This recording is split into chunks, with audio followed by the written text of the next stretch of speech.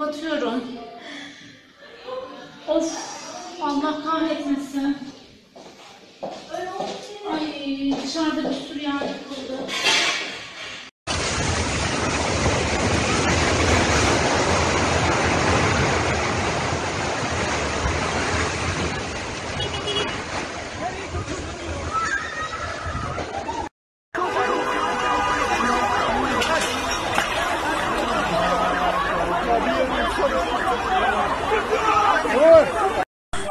Beyler, bina yıkıldı.